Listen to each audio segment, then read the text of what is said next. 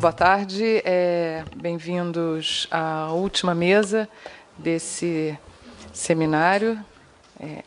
E eu gostaria só de, antes de fazer as apresentações, pedir a todos que desligassem os seus celulares ou os colocassem no modo de vibração ou silencioso, para não atrapalhar o modo avião também, e a gente já decola.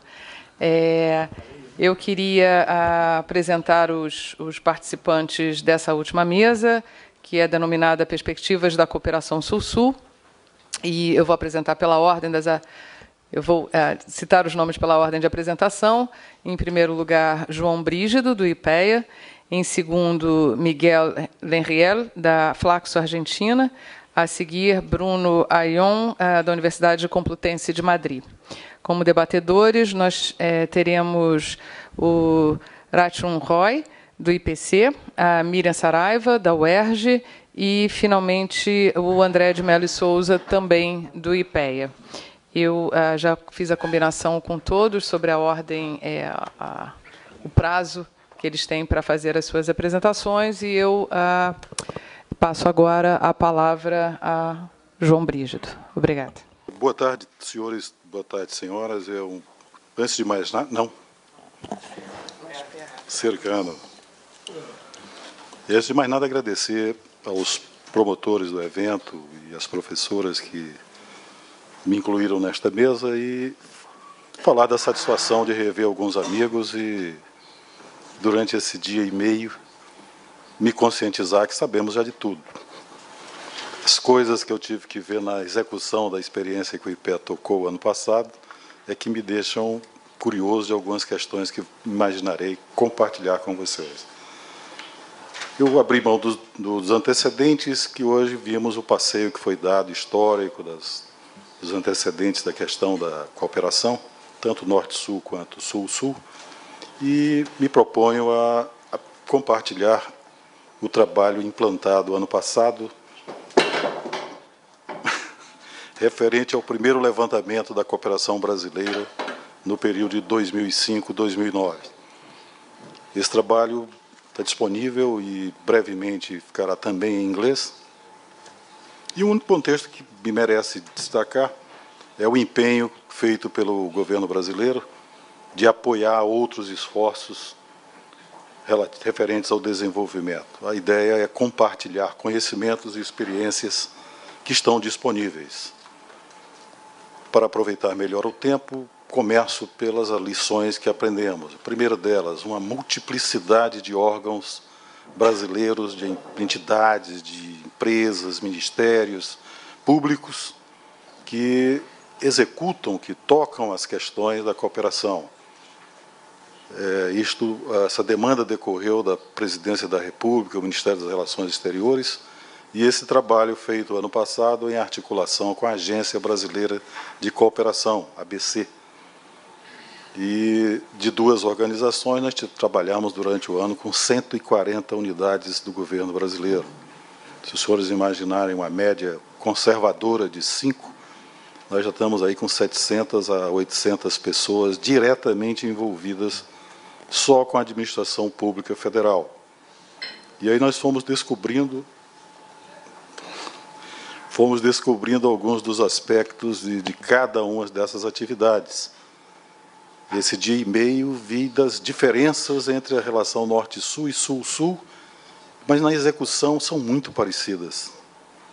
Quando você vai levantar, você vai identificar, você vai falar de modalidades, estamos usando o instrumental convencional. Reduzimos o foco do trabalho, pode passar. Aliás, não é reduzimos, nós nos detivemos a este conceito que se refere aos gastos do governo federal. Levantamos detidamente aquilo que efetivamente foi executado por cada uma das organizações na condução, ou no pagamento de bolsas, ou na contribuição, mas nos detivemos ao gasto do governo federal, aquilo que está na lei de orçamento e que foi efetivamente executado. Tivemos a tentação de avaliar com o impacto, mas nos detivemos nos custos efetivamente desembolsados do orçamento federal.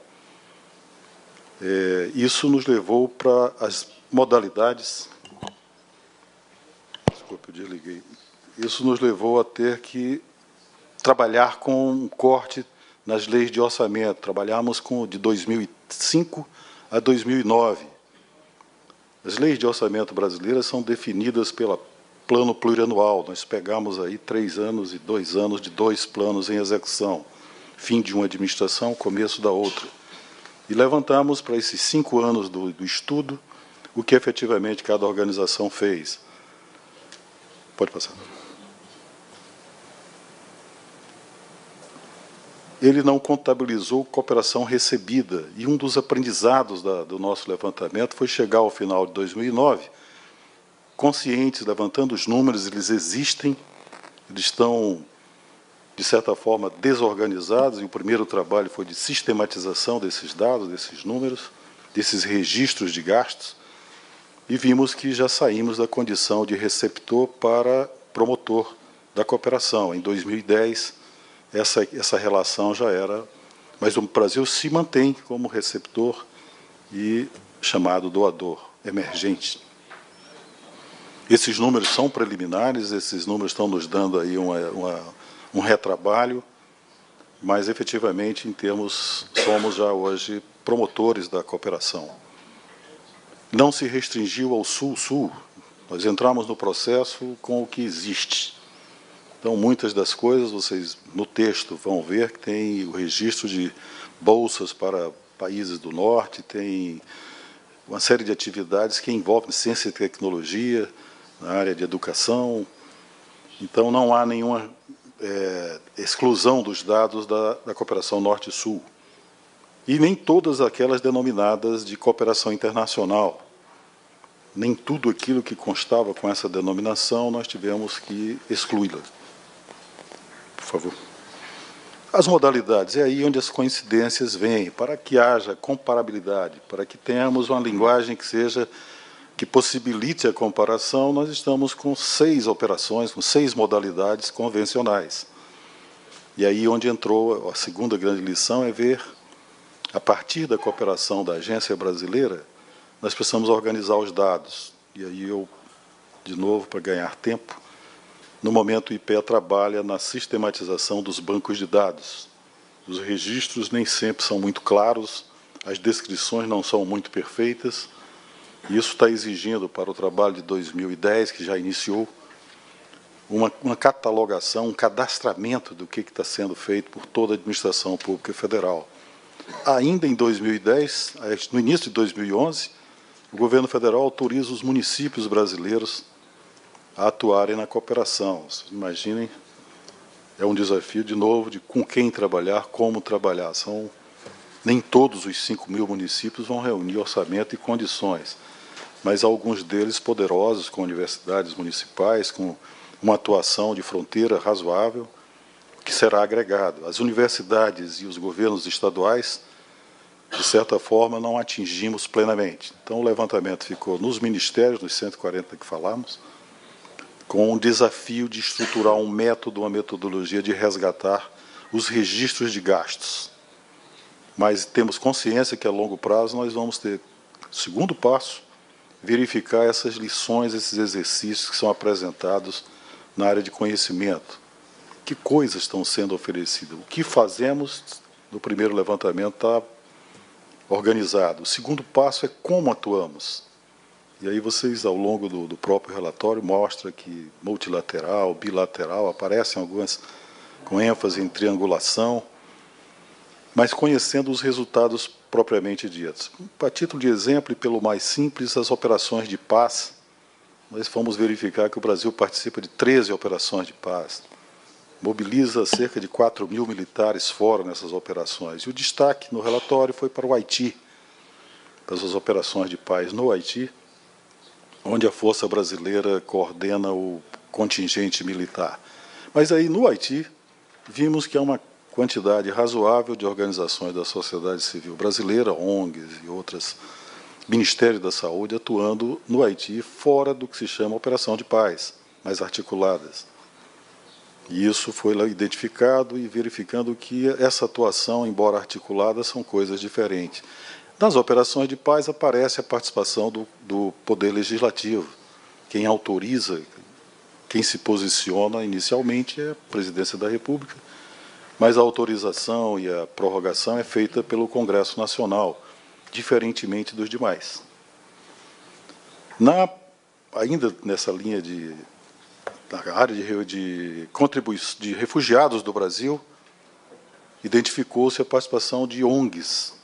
As leis brasileiras abrem um espaço e colocam organizações não governamentais, embora se restrinja aquelas que historicamente já estavam aqui desde o período militar, que são ligadas à Igreja Católica, Caritas. Mas esse trabalho dos refugiados, o Brasil se antecipa, e, de novo, uma questão nova para discutir, porque no continente sul-americano aparece o asilo, que é diferente do refúgio. E isso faz, além de outras estatísticas muito próximas na lei de imigração brasileira. Então, no levantamento de dados, essas questões nos levaram a retomar os indicadores, o que cada ministério, como que isso é repassado, e vai se aumentando um número enorme de organizações, que não de governo, mas em governos estaduais. Então, o envolvimento excede muito aos 140 inicialmente dito. Na assistência humanitária internacional, outra vez encontramos uma organização, uma série de legislação que definem e que colocam uma mobilização de alimentos, doação de medicamentos, intercâmbio de técnicos. E o núcleo forte fica na cooperação técnica, científica e tecnológica. Outra vez, com a cooperação técnica, o esforço foi de chegarmos a quantificar e definir o que efetivamente vem sendo feito por cada um dos órgãos. E essa transparência mostra os valores de 2005 a 2009 e o equivalente em dólares a uma taxa de câmbio do Banco Central. Em termos de números, comparado com o orçamento da União e mesmo com o PIB, é residual. Mas a importância que fica do arranjo da cooperação e do impacto que isso oferece com os países parceiros. Essa cooperação que eu falava há pouco nos leva a áreas como de agricultura, em que a Embrapa desenvolve no exterior, na África, por exemplo, desenvolve pesquisas adaptadas à região e com tecnologias de cacau, de cana-de-açúcar, que são extremamente oportunas e adaptadas às necessidades e ao nível tecnológico. A cooperação brasileira reage às solicitações feitas. Então, a atuação do que encontramos decorre de acordos de governo a governo e sempre em atividades que são desenvolvidas nas políticas públicas brasileiras. Isso se aplica à Fiocruz, por exemplo, e aos demais órgãos que participam dessa execução. Dividido esses valores, a prevalência da contribuição para organismos internacionais, que praticamente é responsável pelo peso pesado. A mudança que ocorre é exatamente em buscar na cooperação com parceiros no continente. Falávamos no início que a relação é norte-sul, não excluímos países do norte, mas nos últimos 4 anos o país começa a viver uma reorientação, inclusive com a internacionalização de muitas das empresas. A Embrapa já está autorizada a operar na África, o próprio IPEA já atua desde o ano passado em Caracas, com projetos em outras áreas do continente. Mas a estatística mostrou de 2005 a 2009 que prevalece a contribuição a organismos internacionais. A cooperação fica abaixo das bolsas de estudos. Um trabalho também que é outro desafio é da avaliação do impacto dessa cooperação nos países. É a pretensão, a partir deste ano, de desenvolvermos metodologias e levantarmos casos em que possamos avaliar como os receptores veem essa cooperação e que perspectivas se abrem para a execução desses temas. É preciso dizer que, no momento, o dado básico que trabalhamos é orçamentário. A pretensão é nos aproximarmos das experiências que estão ocorrendo com não governamentais e empresa privada, para que possamos ter uma ideia da pizza como um todo. Arriscamos dizer que 90% do que é feito foi levantado pelo Ministério das Relações Exteriores, ABC, mas esse percentual é uma estimativa que desconhece o total. Então, provavelmente, tenhamos ajustes desse número. Bom, esses são os pontos básicos da experiência, das dificuldades encontradas de metodologia. Para o banco de dados, a ideia é que tenhamos uma disponibilidade não só para os executores, mas fica aberto à área acadêmica, ao público em geral, os dados que forem levantados já a partir de 2010. Estamos fazendo em 2011 relativos ao ano passado. O trabalho já foi iniciado, é feito mediante a aplicação de método de formulários eletrônicos por meio magnético e com reuniões, desta vez, para que conversemos não só com os executores, mas com os formuladores.